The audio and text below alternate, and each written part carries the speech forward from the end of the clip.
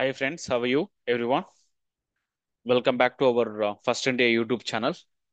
So guys, మనం అందరం కలిసి ఇండియాని ఫస్ట్ ఎలా చేయొచ్చు అన్న దాని గురించి మనం ఈ పర్టికులర్ వీడియోలో మనం డిస్కస్ చేద్దాం. సో ఎట్ ప్రజెంట్ మనం ఫేస్ చేస్తున్న అతిపెద్ద సమస్య ఏంటంటే యుఎస్ ఇండియా మీద 50% టారిఫ్ వేసింది అన్నట్టు. అంటే మన ఇండియాలో మ్యానుఫ్యాక్చరింగ్ చేసే ఏవైతే ప్రొడక్ట్స్ ఉన్నాయో అవి మనం తీసుకెళ్ళి యుఎస్ లో సేల్ చేయాలంటే, ఎక్స్పోర్ట్ చేయాలంటే, సో మనం దాని మీద 50% యూనో ట్యాక్స్ పే చేయాల్సి ఉంటుంది అన్నట్టు, సింపుల్ గా మీకు అర్థమయ్యే లాంగ్వేజ్ లో. సో ఈ సిచ్యువేషన్స్ లో యుఎస్ లో ఎవరైతే ఆ ప్రొడక్ట్స్ ని కొనుక్కుంటారో వాటి యొక్క కాస్ట్ అనేది పెరిగిపోయి, సో కన్జ్యూమర్స్ అనే వాళ్ళు ఆ పర్టికులర్ ప్రొడక్ట్స్ ని కొనుక్కోవడానికి ఎక్కువగా ఇంట్రెస్ట్ చూపించరు, ఎందుకంటే కాస్ట్ పెరిగింది కాబట్టి. రైట్. సో ఈ సినారియోలో మన డొమెస్టిక్ ఆర్ మన ఇండియన్ మ్యానుఫ్యాక్చరింగ్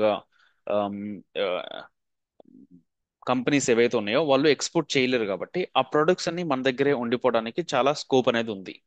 సో ఫ్రెండ్స్, మన ఇండియా జీడిపి తగ్గకుండా ఉండాలి అంటే, సో మనం చేయాల్సిన అతి ఇంపార్టెంట్ పని ఏంటంటే, మనకి ఏదన్నా ఒక పర్టికులర్ ప్రోడక్ట్ మనం కొనుక్కోవాలి. ఫర్ ఎగ్జాంపుల్, ఈరోజు మనం డిమార్ట్కి వెళ్ళేసి మనం ఏమన్నా ప్రొడక్ట్స్ ని కొనుక్కోవాలి, ఇంట్లో ఉన్న సరుకుల్ని కొనుక్కోవాలనుకున్నాం.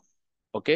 సో ఆ పర్టికులర్ సరుకులు అన్ని ఇండియాలో మ్యానుఫ్యాక్చరింగ్ అవుతాయా లేవా చూడండి.